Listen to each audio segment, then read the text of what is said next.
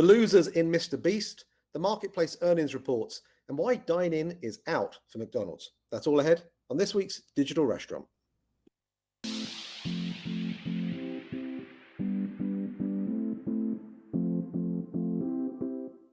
The Digital Restaurant works like this. We're going to ask each other 5 questions about headlines that have caught our attention around the worlds of restaurants, off-premise, and technology that in some way tie back to our book series, Delivering the Digital Restaurant. Are you ready? Let's go.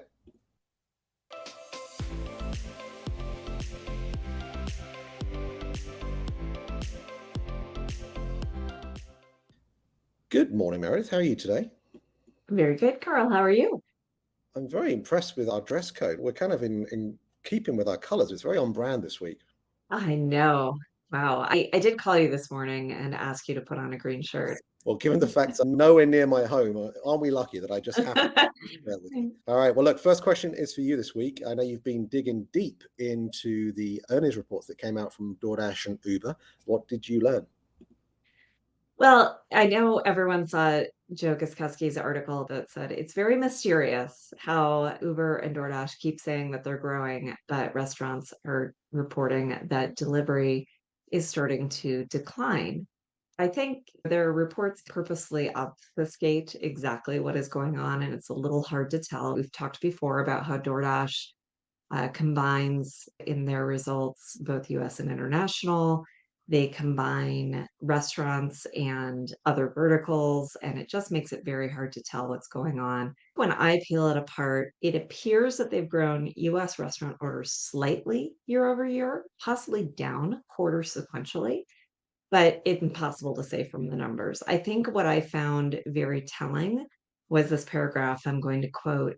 On a pro forma basis, including results from for both periods, year-over-year growth in total orders accelerated slightly in Q2 2023 compared to Q1 2023, driven by stable year-over-year growth in our U.S. restaurant marketplace and accelerated year-over-year growth in our U.S. non-restaurant categories and international markets.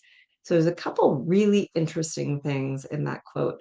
The first is they use the word stable growth for US restaurants. And I feel like if growth were anything higher than stable, which is to say, I don't know, probably between 0 and 3%, they would be letting us know. So that's a very interesting word choice right there. Second is that it includes the results from Volt, which I believe they bought in June of 2022, so partway through the quarter. So that's a little bit unfair to include them this year, but only include them part of the quarter last year. And then, of course, they say that they're having a ton of growth in all the other non-restaurant categories. So by the time you break all of those things apart, that kind of leaves you feeling that, yeah, restaurants are probably flat, maybe even down. For Uber, equally challenging to see exactly what's going on. A little bit easier because they do break out delivery from rides, but they still don't break out US restaurants specifically.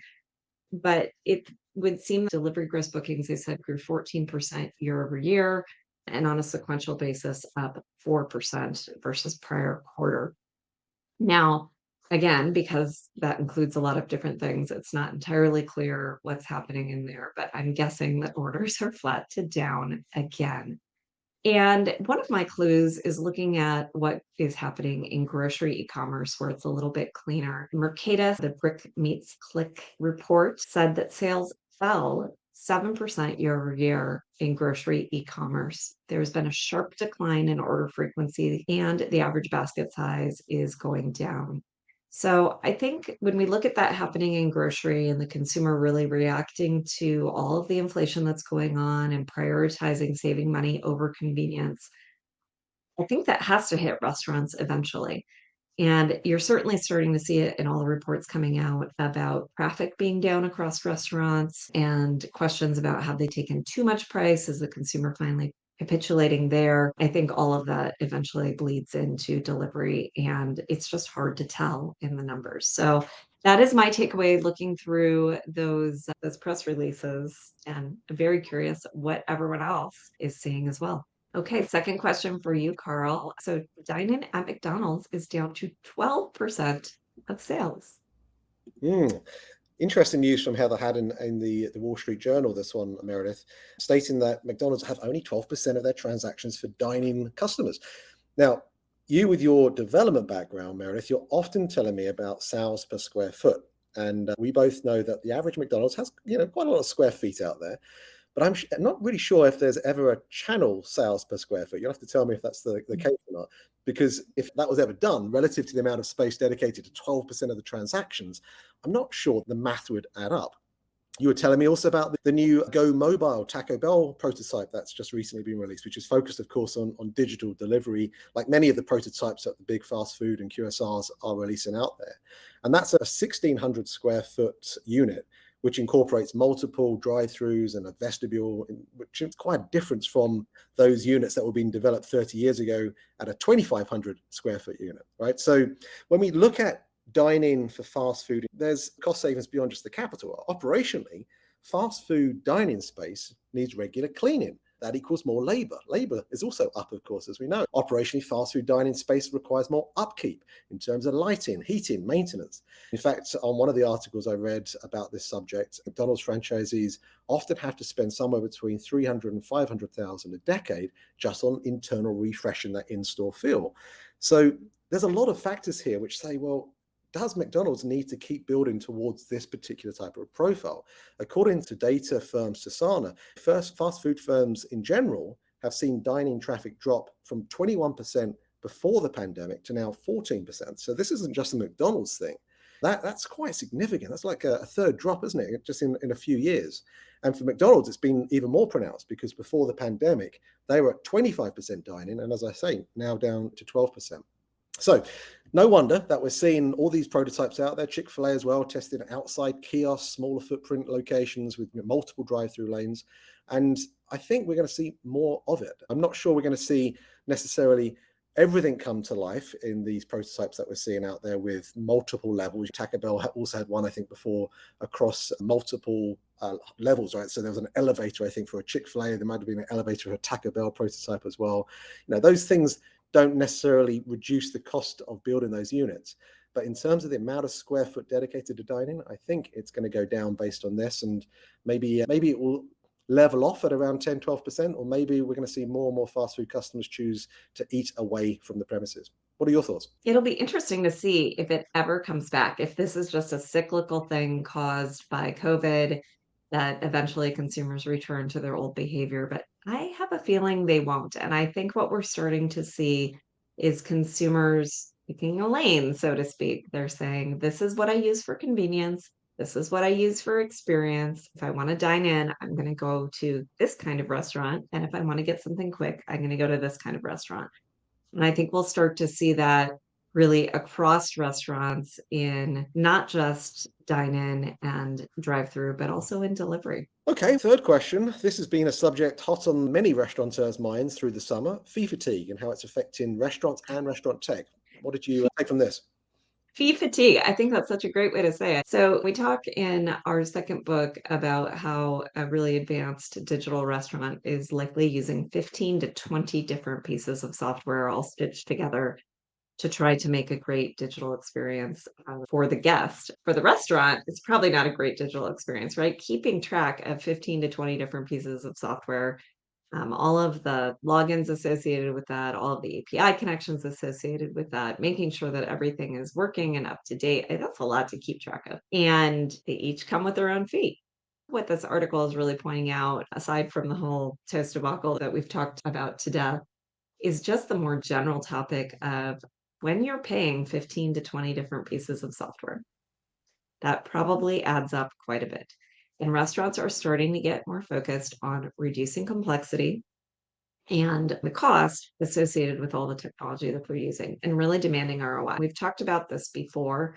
I think as we move into this phase of restaurant innovation, we're going to start to see a lot of consolidation, bringing functionality together into one place, and hopefully making things not only less complex, but more cost effective for the restaurants using that technology. Yeah, I think it's a really interesting one. I think 2023 in particular has been the year of consolidation where many restaurant leaders, not just the CTOs, are actually assessing, do we really need this particular technology right now? And how can we make better use of the technology that we have got and truly making the right decisions around where they need to invest. It'll be an interesting year or two ahead as we start to see the roadmap of technology really start to develop. In many ways, it will ensure that restaurant technology companies are building great business cases that have a very valid case for restaurants to invest in. Yeah, it's part of the phase of innovation that we were in, right? We were at the front end of restaurant digitization, and there were a lot of really cool ideas, and all of these companies are really, really neat and do help restaurants. Like, they're really cool functions. But the problem is they're probably more features and functions than they are companies. And so you're going to start to see consolidation on the tech side where it just doesn't make sense to have them all independent.